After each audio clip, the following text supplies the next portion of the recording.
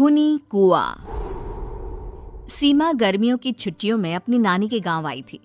सीमा नानी के घर पहुंचने के बाद अपनी नानी के पैर छूती है और उनसे आशीर्वाद लेती है।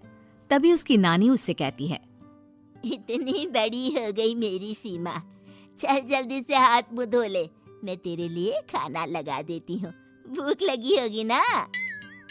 हाँ नानी, भूख तो लग रही है मुझे, आपके हाथ के बने हुए पीले दाल और चावल खाने की। कितना टाइम हो गया है मुझे आपके हाथ का बना हुआ दाल चावल खाए हुए। तू तो नौकरी में व्यस्त थी, तो तुझे कहाँ से टाइम मिलेगा अपनी नानी के लिए? और जब इतने टाइम बाद आई है तो ज्यादा टाइम के लिए रुक कर जाएगी तू। हाँ हाँ नानी, इस बार पूरे 2 महीने के लिए आई हूँ। सीमा की नानी अंदर जाकर उसके लिए खाना बनाने लगती है। सीमा कमरे में अकेली होती है, तभी उसे किसी औरत के रोने की आवाज सुनाई देती है। वो कभी खिड़की से बाहर झांकती है तो कभी दरवाजे से बाहर झांकती है।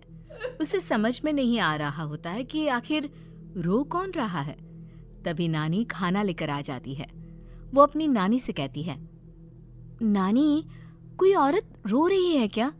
मैं जब से यहाँ आई हूँ तब से मुझे यहाँ किसी औरत की रोने की आवाज आ रही है। हे भगवान, कहीं ये वही तो नहीं? बोलो ना नानी।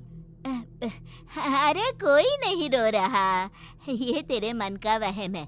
और तू ना अब खाना खा ले, ज्यादा यहाँ वहाँ की बातों में ध्यान मत दिया कर।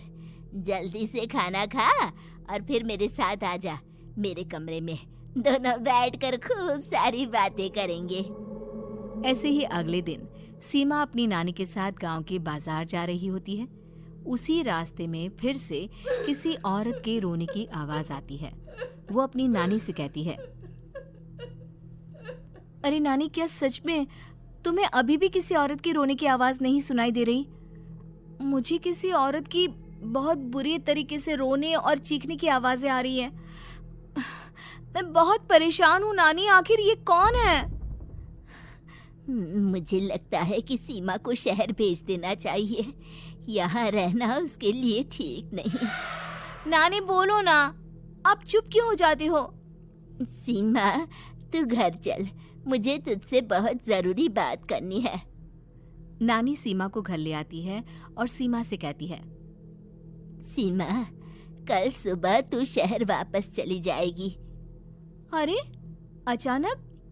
आखिर क्या बात है नानी, आप मुझे ऐसे जाने को क्यों कह रही हो? मैं बस जो कह रही हूँ उस पर ध्यान दे। तू कल सुबह यहाँ से चली जाएगी, और ये बात मैं कोई मजाक में नहीं बोल रही।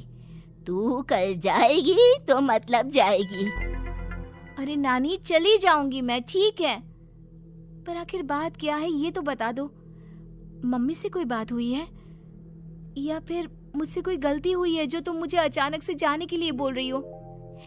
देख सीमा, रात बहुत हो चुकी है और मुझे इस बारे में कोई बात नहीं करनी।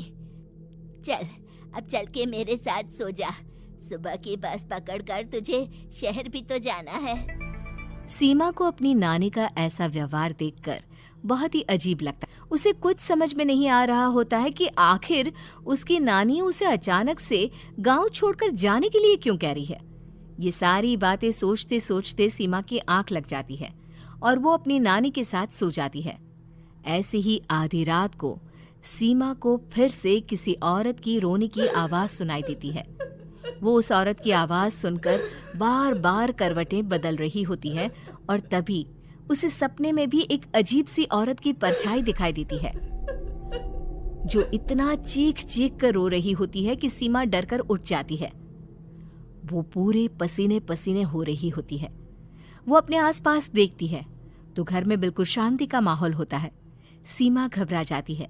वो अपनी नानी को जगाने की कोशिश करती है, मगर उसकी नानी नहीं जगती। सीमा को फिर से उस औरत की रोने की आवाज सुनाई देती है। आखिरकार सीमा अपने आप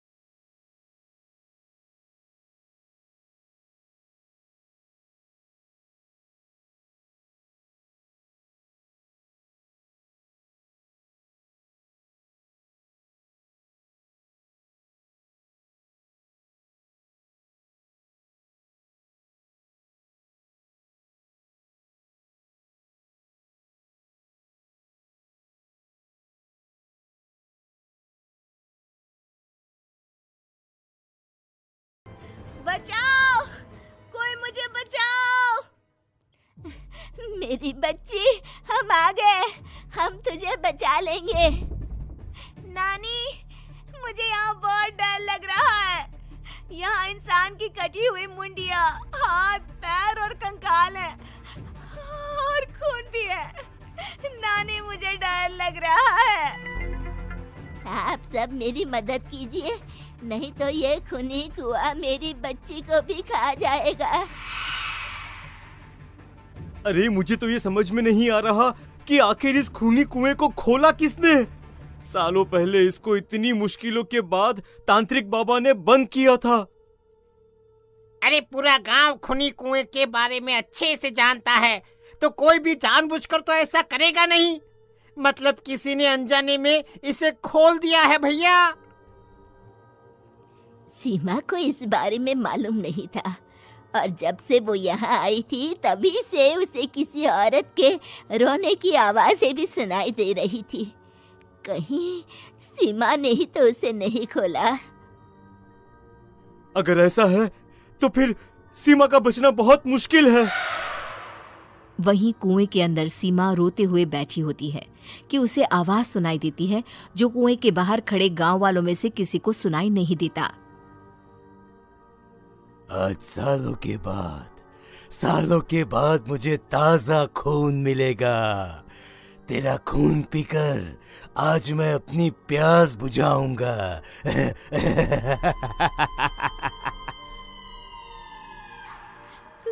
कौन है? मत मारो प्लीज, मुझे जाने दो प्लीज। मैंने किसी का क्या बिगाड़ा है?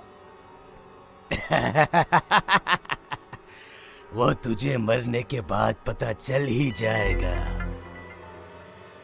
जितने में गांव वाले और सीमा की नानी कुछ सोच पाते, उतने में उन्हें सीमा के चिल्लाने की आवाज आती है और अगले ही पल सब शांत हो जाता है।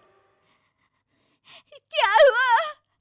सीमा, मेरी बेटी।